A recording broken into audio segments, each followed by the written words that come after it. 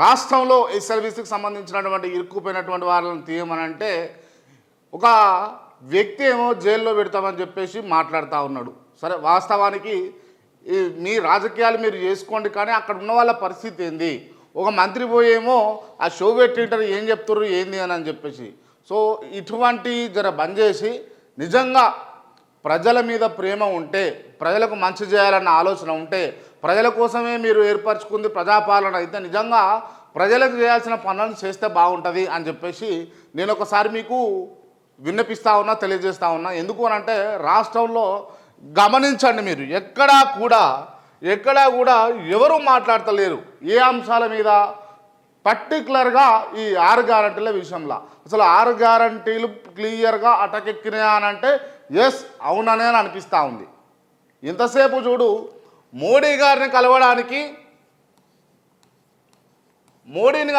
రేవంత్ రెడ్డి గారు పోతున్నాడు. ఓకే, ఇది బాగానే ఉంది. కేటీఆర్ మీద మాట్లాడతాడు, హరీష్ మీద మాట్లాడతాడు, వీళ్ళను జైల్లో పెడతా, డ్రగ్స్ కేసు తీస్తానంటాడు. డ్రగ్స్ కేసు వెలికి తీసేటప్పుడు కాదంటలేరు. కానీ ఫస్ట్ మీరు ఏం చేయాలి? ఎస్ఎల్బీసీలో ఉన్న వాళ్ళ ఇరుక్కపోయిన వాళ్ళని తీయాలి. ఇంతవరకు ముఖ్యమంత్రి గారు ఎందుకు ఆ ఎస్ఎల్బీసీ కాడికి పోవడం లేదు? ఎందుకు పోవడం లేదు? మీరు ఈ గురుకులాలలో పురుగులన్నాలు తిని ఆహారం విషమైపోయి ఆరోగ్యం చెడిపోయి హాస్పిటల్ బారిన పడితే విద్యార్థుల దగ్గరికి మీరు పోరు. ప్రతిపక్ష లీడర్గానే ఉంటేనేమో ఉరుకుతారు. ఏడ ఇబ్బంది అయితే అడిగి పోతారు క్రెడిబిలిటీ కోసం. మరి అలా అధికారం రాగానే ఎందుకు మీకు హార్మోన్లు చేంజ్ అవుతాయా, లేకపోతే మీకు మీరే ఏదో అహంభావంతో ఫీల్ అవుతారా, ఏమవుతుందో తెలియదు. కానీ అధికారంలోకి వచ్చిన తర్వాత ఈ రాజకీయ నాయకుడు ఎవరి మాట వినడిగా. ఏమున్నా డబ్బు, పేరు, సంపాదన, ఇతర సంపాదన, వీటి మీదనే. ఇక ఇంకొక అంశమే లేదు. ఎందుకు ఈ మాట చెప్పాల్సి వస్తుంది అంటే నిజంగా చూడండి, రేవంత్ రెడ్డిని చాలా అడ్మైర్ అయ్యారు, చాలామంది చూసి ఇన్స్పైర్ అయ్యారు. ఎప్పుడు? టీపీసీసీగా రేవంత్ రెడ్డి ఉన్నప్పుడు.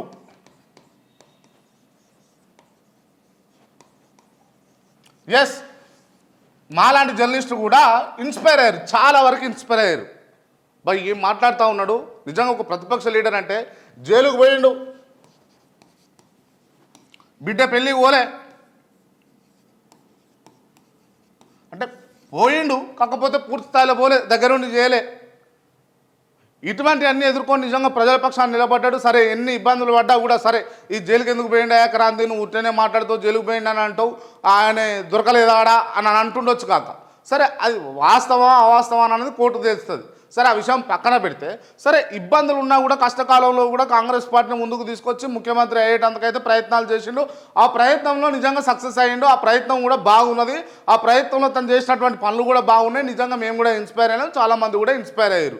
సో దానికి కాదనలికి లేదు. కానీ ముఖ్యమంత్రి అయిన తర్వాత మీరు చెప్పినటువంటి 6 గ్యారంటీల విషయంలో క్లియర్గా కాంగ్రెస్ పార్టీ ఫెయిల్ అయిపోయింది. ఎందుకు ఈ అంశం చెప్తున్నానంటే నాకు తెలిసినటువంటి కాంగ్రెస్ పార్టీ కార్యకర్తలు చాలామంది మిత్రులుగా ఉన్నారు.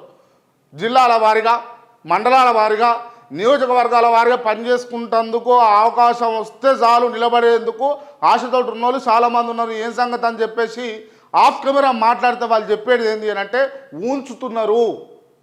ఊంచుతున్నారన్నా. ఇది ఆయనకు అర్థమవుతలేదు, పెద్ద మనిషికి.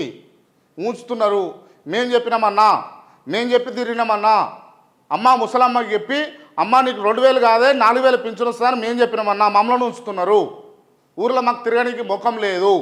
ఓ ఆడపిల్లకు ఎలక్ట్రికల్ స్కూటీ వస్తుందని చెప్పేసి ఆమె నెత్తలో చేయబెట్టినాము. ఇవాళ ఆమె మమ్మలను దొరికితే చాలి కొడుకులు తన్నామని చూస్తున్నదన్నానని కాంగ్రెస్ పార్టీ కార్యకర్తలు చెప్తున్నారు. ఈ అన్ని విషయాలు పక్కన పెట్టి అటు ప్రతిపక్షము ఇటు అధికార పక్షం చేస్తుంది ఏంటి అని అంటే పెద్ద పెద్ద అంశాల మీద తెరలేపుతా ఉంది.